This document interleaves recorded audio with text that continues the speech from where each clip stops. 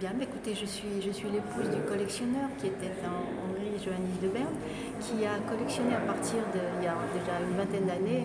Il s'est intéressé à une chose, un petit porte-monnaie un jour dans une brocante, et puis il a poursuivi un peu son intérêt pour cet objet, et c'était tellement joli qu'il a pu en collectionner pendant une dizaine d'années, je pense, jusqu'à 200.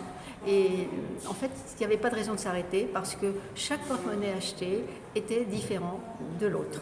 Et une variété qui montrait aussi un intérêt et une relation qu'il pouvait y avoir avec le grand art, puisque beaucoup sont très ornés, très décorés, ils sont en matière plutôt précieuse, ils sont quelquefois en émail, ils sont surtout en acre, ils sont en ivoire, ils sont en acre, en ivoire, en émail.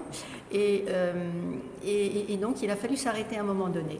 Il s'est arrêté un petit peu pour des raisons pécuniaires, parce que les objets devenaient un petit peu trop cher, mais ça n'a pas du tout empêché de collectionner d'autres choses. C'est-à-dire que je pense qu'à partir des porte-monnaies, il a dû penser qu'on pouvait raconter une histoire. Quelle histoire? Eh bien celle de la bourgeoisie au XIXe siècle, c'est-à-dire celle qui avait la possibilité d'acquérir ces très jolis petits objets et qui en même temps était très installée confortablement dans un art de vivre.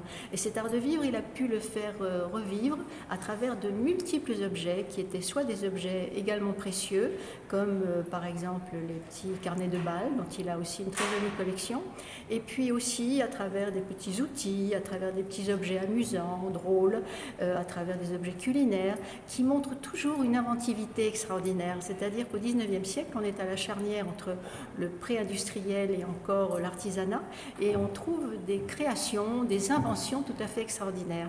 Et donc il a poursuivi aussi, il a terminé toute cette collection avec tout simplement l'achat de photographies et de cartes postales qui représentaient ces personnages, que ce soit des enfants, que ce soit des communiants, des mariés, des couples, ou bien alors des gens qui s'amusent, c'est-à-dire toute l'histoire de la société du XIXe siècle. Et c'est en ça que j'ai un peu participé au travail qu'a fait mon mari, en lui présentant quelquefois des collectionneurs et en l'aidant un peu à mieux faire connaître sa collection.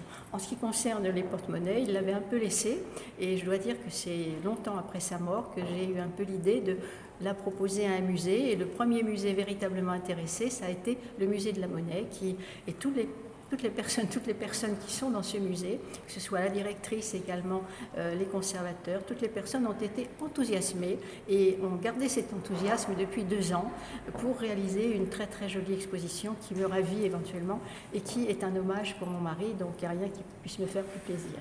Merci madame.